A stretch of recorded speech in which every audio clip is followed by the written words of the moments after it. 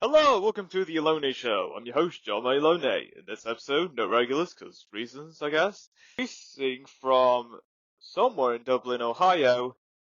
He has, wow, there's a lot of things to get into. And hopefully I'd love to get into that. Ladies and gentlemen, I give you Ken Boyer. Thank you very much for having me. It's a pleasure to talk with you today. Me too. So, how's life? It's pretty good. I'm not hit by the recent storm in North Carolina in the United States, so I'm all good. Alright then. Is there anything you're currently working on or up to recently? I will give a shout out. I've got this little book we're going to talk about, The Electric Vehicle Revolution, and I gave a talk this morning at a conference called Wabash Ignite, which is a company that Wabash makes trailers for semi trucks and helps move things around the world. Alright then. And what is it about electric vehicles that you find most interesting? We have a once in a century chance to reshape what the world looks like. Otto Benz invented the first gasoline powered car in 1886. He needed his wife to show the world how well it could be used. She took the first long road trip, 100 miles roughly, in northern Germany. So it's been 138 years of gasoline engines. And by the way, it wasn't ever assured that gasoline was going to be the primary power source. In 1908, one third of powered vehicles were steam, one third were electric, and one third were gasoline. But fast forward today in 2024, we're looking at an electric vehicle revolution. Why? Well, two fundamental reasons. One is electrically powered cars are better cars than gasoline cars, and they're cleaner for the environment. And they're less expensive if they're done right. I see.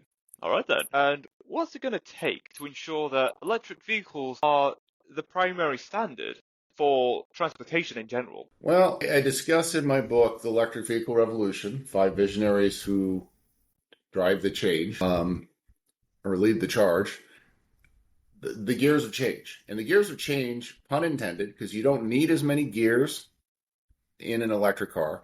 But there are 3 things. Willingness to commit. What are you trying to get people to commit to? And how are you convincing them of that? A big part of that is government incentives, government requirements, and so on. Ability to profit is how are we going to make money and who's going to pay for things? And then transform the supply network is how are people going to partner across supply chains? So going back to willingness to commit real quickly, today, Norway is 90% electric car sales this year. China is roughly 50%. Europe is somewhere between 15 and 20%. America is about 10 to 12%. And that all correlates with what the governments have done to encourage electrification. China and Norway are full out way ahead of Europe and America. Nice. And does electric vehicles have to be battery powered, or could it also run on other fuel initiatives or alternatives alongside battery electric powered vehicles? That's a great question. There are many people still doing research on hydrogen as a potential power source, which has a lot of upsides, particularly for heavy duty trucking, shipping, trains. There are many people doing research about battery storage for electrification, and there are alternatives. So many of the car companies are making plug-in hybrid electrics that have both a gasoline and a battery powertrain. And so you can have, they would argue, the best of both worlds. Now, part of the problem is you're now carrying 2 sets of equipment that can fail, and it's expensive and challenging. But yes, there are alternatives out there. I see. And out of the countries that do use electric vehicles, which is your favorite nation that has found ways of implementing electric vehicles? Well, to that question, I'd answer in 2 ways. One is, I don't know if China is my favorite nation. In my book, I don't profile the Chinese manufacturers because I had to finish the book and I couldn't write everything. But in chapter 2, I do have, for the gears of change, a discussion of Wang Gang, who is a Chinese scientist who was very influential in bringing policy to China. He wrote a white paper 20 plus years ago about an electric vehicle future. And so I write in the book about how he went back to China and after studying in Germany and earning his PhD, and was greatly influential in helping build policies that support electrification. But at the same time, I want to get to some of the visionaries that are in my book. So I've got 5 visionaries. Pham Nhat Vuong is the founder of Vin Everything. I say jokingly. Mr. Vuong was born at the height of the Tet Offensive in 1968 in Vietnam. The country was roiled by war, dirt poor, no food growing up. Very smart man. Went to school in Moscow. And then he moved to the Ukraine and started a noodle making business that he sold to Nestle for $150 million. Went back to Vietnam, started a company called Vin Group that does property development and sales. Vin Phones, Vin AI, Vin Mart, Vin Mech, Vin Healthcare, Vin Schools, Vin Universities, and last but definitely not least, Vin Fast, which is a car company that didn't exist until 2016. Mr. Vuong recruited Jim DeLuca, who was the head of all automotive manufacturing for General Motors, the longtime stalwart of the auto industry, and convinced Mr. DeLuca, once he retired, to move to Vietnam and start a car company from scratch, which they did by partnering with BMW to borrow and adapt their plans for an older model BMW. And they built gasoline cars until in 2021, Vuong said, oh, we're going to go all electric. And this is either the smartest decision in the history of mankind or the dumbest. It depends how it plays out on their financial future. But they now sell only electric cars, and they're trying to become a player across the world stage. If you could live in any country around the world, what country would that be? Well, that's an interesting question. I happen to love America. If I had to pick another one, I would not mind living in Vietnam. It's a very dynamic country trying to come up in the world, a lot of energy. And like I said, the VinFast ecosystem is trying very hard to move the country forward. So I respect that energy. It might be enjoyable to live in Vietnam. Okay, pretty cool. If you were hosting a dinner party and you can invite 5 guests who are either dead or alive, who would you invite? Okay, I'm going to be creative about this. I'm going to bring in, I've gone to one of my visionaries, Pham Nhat Vuong. Jim DeLuca is a visionary. I think it would be fascinating to have Elon Musk join, the one of the 5 co-founders of Tesla, and Mary Barra, the CEO of General Motors. And then I'm going to throw in Henry Ford and Thomas Alva Edison. I write in my book about the challenges of early gasoline cars. Henry Ford and Thomas Alva Edison took some of the first road trips in America in the late teens and into the 1920s. They had to carry gasoline and tools with them to fix their cars because in 1920 there was only one gasoline station in the United States for about every 2,000 gas-powered cars. So they had to carry their own gas. By 1930, gasoline stations had caught up. There was one gasoline station for every 200 gasoline-powered cars and orders of magnitude more gasoline cars. So I guess my dinner party would be automotive-focused. Mary Barra, Elon Musk, Henry Ford, and Thomas Edison, who invented a couple useful things. Very good. Do you plan on writing any more books relating to the automotive industry at any point in the future? Absolutely. Particularly if your listeners will help buy a couple books of the Electric Vehicle Revolution, 5 Visionaries. I think the business is fascinating. The world moves by powered transportation.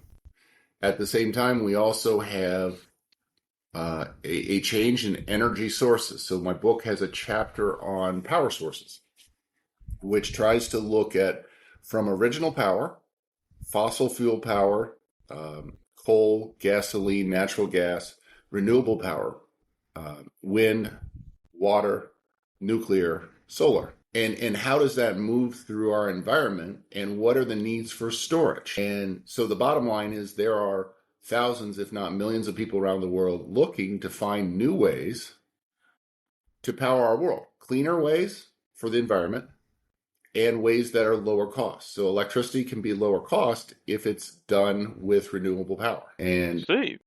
if we've got a minute for a story, one of the stories I tell in my book is the story of Marcus Samuel. Have you ever heard of him? Probably not. Have you heard of John D. Rockefeller Actually, yes, I have actually heard of him. of Standard Oil? So Marcus Samuel was a merchant in London, and his father started off selling seashells. Marcus Samuel built a bigger business and went to Azerbaijan in Georgia, the country, or Azerbaijan, I think, is a separate country, in 1888. And there, what he saw was literally lakes of oil because the Baku oil fields produced, I believe it was 20 million barrels a day. And at the time, humans didn't know how to cap an oil well. So the oil literally came out of the ground and just spread out in a huge sea. Now, John Rockefeller and Standard Oil had formed a monopoly, and they did what was called cut to kill, and they would undercut prices of anybody who tried to outsell them on oil. So they had reached a deal with the Rothschilds, who were very wealthy bankers in Europe. And the deal they cut was, okay, you can sell some amount of oil that got shipped from Azerbaijan to East Asia. But it got shipped in tiny little tins, 2 inches long, half an inch high, an inch wide, in a wooden ship, which we all know now is not the end solution. Marcus Samuel came along and said, there's got to be a better way. So he hired a shipbuilding firm that built, I won't go through it here, but he built a very safe metal ship, steam powered, called the Murex, which is named after a shell.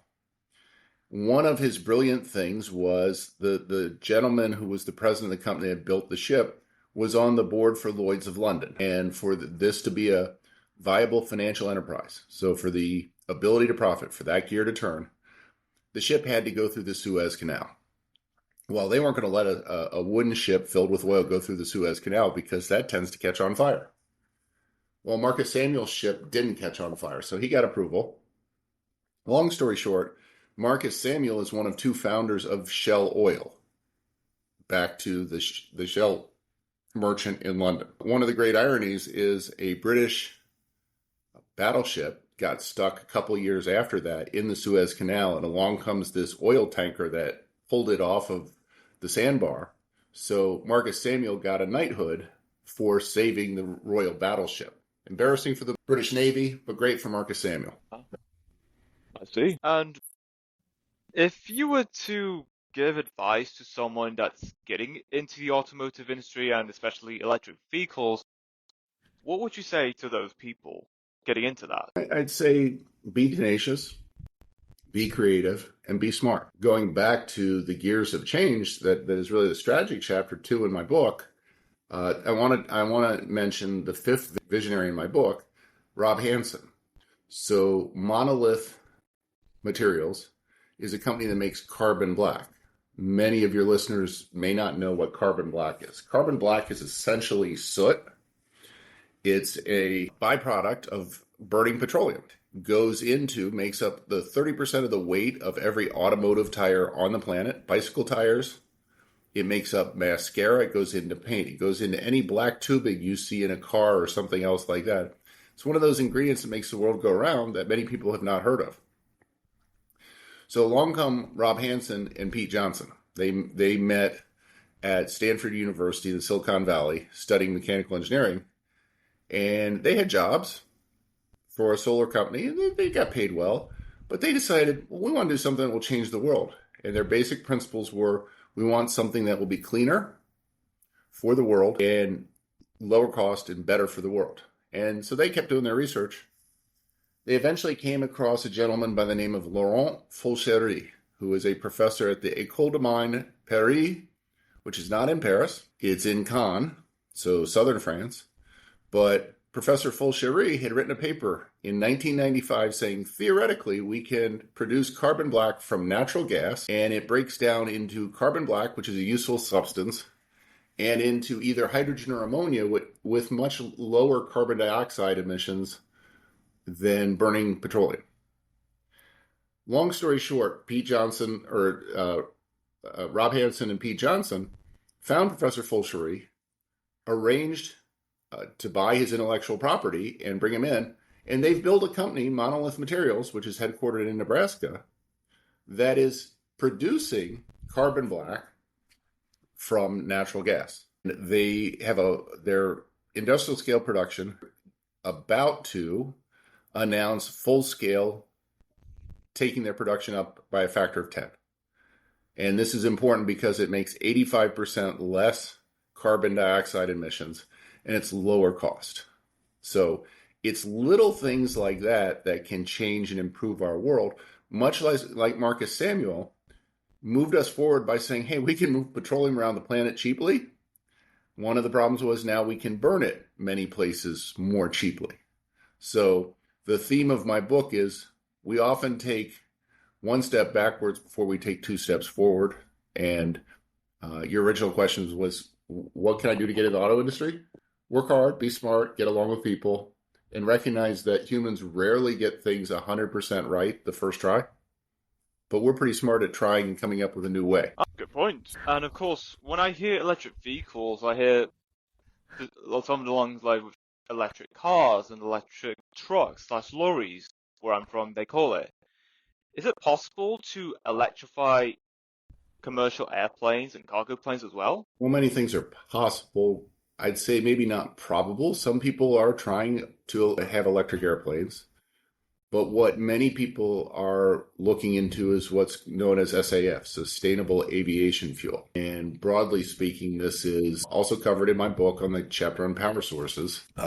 Fuel that is produced from biological sources so that it can be grown, burnt, regrown. It creates a circular economy, or other fuel that is less bad for the environment.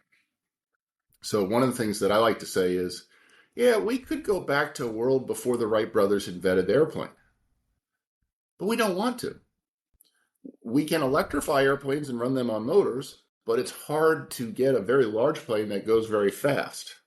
So I think the future of aviation is some combination of sustainable aviation fuels and maybe some electric airplanes. But frankly, an electric airplane, you can't get enough power to fly very fast. And where do you live? I'm from the United Kingdom. Okay, so we can't get from the United Kingdom to America or from the United Kingdom to Asia, at least quickly. And I don't think many people want to go back to the world of trains where you have to spend 5 days to go from the UK to, say, India or Vietnam. That's a good point. Where do you see yourself 20 years from now? Hopefully retired with a nice beach house where my grandkids can come visit and play in the surf, and hopefully with a greener world that's more powered by renewable resources. So another thing that I want to throw out there is in the chapter in my book, The Electric Vehicle Revolution, 5 Visionaries, on power sources is I write about the importance of creating a circular economy. So companies like Li-Cycle, Redwood Materials, Service Solutions, there are many, many more, are seeking to figure out a way to financially to do so profitably, to recapture lithium-ion batteries at the end of their life and to collect them, recycle them, process the raw ingredients like cobalt, manganese, copper, lithium into their original sources and take them back so they can be reused. And across supply chains of every ilk, I hope and I believe that we can build an economic model that makes this profitable for many things, but it's important. So I'll give you an example. I have grandparents that grew up in the Great Depression in America. My grandmother could use a set of aluminum foil like 12 times, to the point where I'd tease her when I was a young kid and say, Grandma, we can get more aluminum foil. Well, people who grew up in the Great Depression, I don't know about in the UK, I suspect much the same, were frugal with their resources because they didn't have much. And I think the world ideally needs to get back to, hey, let's not just throw it out when we're done. Can we find a way to reuse this stuff? Yeah, so true. I'll Would give you you rather? one more example, Jamie. Yeah, sure. Tire chapter. Many people don't think about tires. The world makes and throws away 2 billion automotive tires a year. And those go to a variety of places. In many places, they get put in a giant dump. The biggest one in the world is in Kuwait. A few years ago, the Sheikh of Kuwait decided to light some of the tires on fire to get rid of them. You could see the smoke from space. This is not great for our environment. Some people are recycling tires by shredding them and making material for playgrounds and for parks and so on. And that's a better use of old tires. But best use is a company called Boulder Industries, and there are several others trying to do this, that collect the tires and run them through what's called pyrolysis, which is a process of essentially heating the tires up. And there's a lot more chemistry to it than that, a lot of science that I don't understand, and taking them back to their core parts, so the oil and the carbon black that's in the tires. So that's another opportunity that if the right business people can figure it out and make money, it's better for our planet to do that. Fabulous. Would you rather speak all languages or talk to animals? Well, aren't human beings animals? So if I spoke all the languages, I could talk to all the animals. I think I'd rather talk to animals because I might learn a couple things. Yeah, Yes, definitely. that's a very good point. Fair enough. What should they teach in high school, but they don't? I think, given the state of society around the world, and here I'm trying to throw every country under the bus, we have so much social media and internet, and we have things that fly around, but it's not all 100% accurate information. So I think I saw a story recently on, I don't remember which of the Scandinavian countries it was, I think it was Finland, where in the high schools, one of the programs is actually having kids go through and say, okay, how to identify fake news or news that somebody has adjusted to fit the message they're trying to send. I think it's important for young people to recognize just because you see it on the internet somewhere, that does not mean it's real. And older people. Yeah. I think that's anybody is don't just take it as so because you saw it in one place. You learn how to triangulate, learn how to go to however we would define reliable news sources, but a multitude of news sources and balance them out. One of my favorite sayings is two things can be true and they don't have to cancel each other out. So around information sources and particularly around politics, and you're in the UK, I'm in the United States, but everywhere you go in the world, there's some politics. Recognize that people on different sides of the aisle are trying to shape what you're thinking, and they might be spinning things a little bit. Yes, that is very true. What has caused you to feel nostalgic recently? Well, again, hitting the theme of my book, The Electric Vehicle Revolution, I think electric will win out in the long run, but there are, for many people, strong feelings about gasoline cars. My father, may he be having a great time in heaven, had a 1965 Corvette Stingray that was convertible. And driving around when I was a kid in that car, I felt so amazingly cool. And riding with my father brings back very fond memories. Yeah, I have fond memories of some of the gasoline cars when I was growing up. Yeah, absolutely. Now, at the same time, Jamie, I have a Tesla Model 3 that can accelerate really fast. So because it has no gears and you don't have to shift the gears, when I floor my Tesla, it goes 0 to 60, I think, in 2.5 seconds. That's pretty fun. Indeed. What is the best way to start the morning? Alive, with a good cup of coffee and with a plan for something interesting to do that day. I think every human being, we get to shape our environment to some degree. We're mostly shaped, but if you're lucky, if you're intentional, you can choose. Who are you talking to? What are you trying to achieve? So my best days are when I get to talk to people, learn something new, and maybe teach them something new. Yes, I can see that. What kind of music do you often listen to? Easy. I grew up when U2 first hit it big. I went to one of their small concert stadium tours in trying to remember how old I am, 86. And then for the Joshua Tree, when they hit it really big, I went to their stadium tour in 1987. So I like rock and roll. I like some pop, but I'm a child of the 80s. I like 80s rock and roll. And hey, Bono, if you're listening, please let me have a beer with you, buddy. Very good. Would you ever try space tourism? Yeah, I think I would. William Shatner, Captain Kirk, went to space, and when he came back, he said it depressed him. I get that. There's a vastness of space, but again, it's also a experience not many people have had. I think I'd give it a shot. Are you offering? I'm not offering it. It's just a question because I was also wondering that if we ever got to a point where space travel is possible, I wonder if anyone would be curious to leave planet Earth and go to some other habitable planet and maybe live there. Most said yes, but others said no, because how can we live on another planet if we can't clean up our own mess first? Well, I'm glad you brought that up because I think I left Elon Musk out on my list of visionaries, and of course he is a visionary. The chapter in my book, The Electric Vehicle Revolution, is called "The Rise and Evolution of Muskva," and the reason it's titled that is what many people don't realize is Musk is one of five co-founders. The other four had to sue him to get credit, but there were four other gentlemen that came first. Musk is, on my Gears of Change, very willing to commit. He brought the financial capital back in 2005 to 2012, 13, 14. He was highly committed. And he's highly committed to a bunch of things now. SpaceX, the Boring Company, Twitter, well, I guess I can't call it that, X, Tesla, and he has a vision of leading mankind to Mars. And some ways, if anybody can do it, it might be him. But I think he has gotten so rich that people won't tell him when he might be a little crazy.